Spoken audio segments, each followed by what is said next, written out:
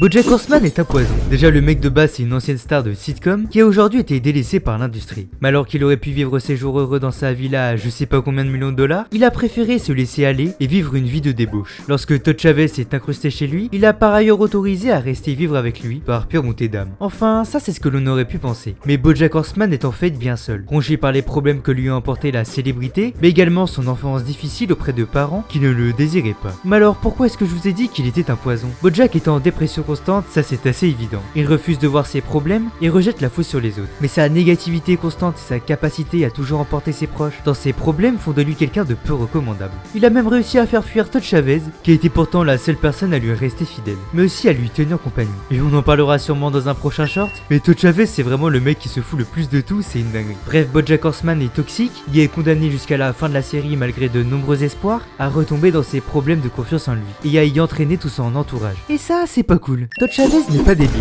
Enfin si, mais c'est plus complexe que ça. Déjà de base c'est un mec qui a décidé de squatter chez BoJack Horseman. Au premier abord il a des problèmes, oui, mais il semble tellement détaché de tout que rien ne l'atteint vraiment. Et en vrai l'ignorance, est-ce que ça serait pas le pouvoir ultime? Si rien ne te touche, tu es tout le temps heureux? Et c'est effectivement le cas de Todd. Durant toute la série il est montré comme étant le débile de service, incapable de comprendre lorsque l'on veut le tromper, mais tout ça lui a surtout permis de développer une créativité sans pareil et un dévouement presque insensé envers ses amis. S'il y a bien quelqu'un sur qui on peut compter, c'est lui. Et malheureusement ça BoJack l'a bien compris. Il ne se fait pas prier pour l'utiliser à son avantage. Mais au fur et à mesure de la série, il va prendre en maturité, comprendre la toxicité de BoJack et décider de s'en éloigner. Il reste tout de même insouciant mais commence à comprendre le monde qui l'entoure et à se faire respecter. Diane Nguyen n'est pas si sympa. Déjà de base c'est une écrivaine qui a été chargée d'écrire la biographie de BoJack Horseman, mais elle est rapidement devenue sa confidente. C'est d'ailleurs en partie pour ça, si ce n'est même totalement, qu'il est tombé amoureux d'elle. C'est littéralement une personne payée pour l'entendre se plaindre et parler de lui-même. Malgré quelques brouillements suite à la sortie de la biographie, qui pour le coup montre la vraie image de BoJack, ils sont restés en bons termes, voire très amis. Mais cette amitié est en quelque sorte destructrice pour les deux, puisqu'ils se parlent de leurs problèmes, mais jamais vraiment de la façon de les régler. Ce qui le rassemble, c'est également la dépression et l'existentialisme. Il semble au contraire de Todd et d'une bonne partie des personnages de la série, prendre un recul dangereux sur le monde,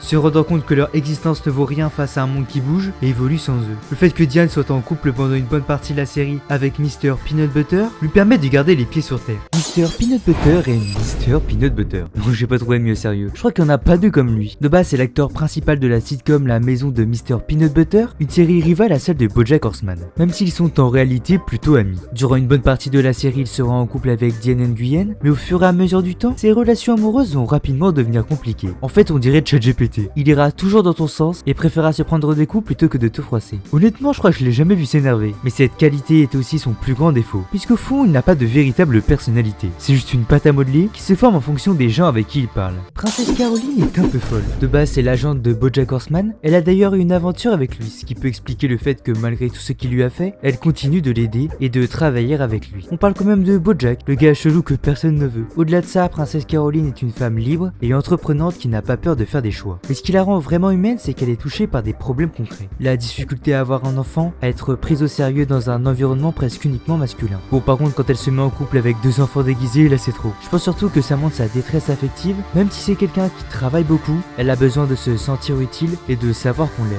C'est pas pour rien qu'elle adopte à la fin de la saison 5 Ruthie, un bébé porc épic.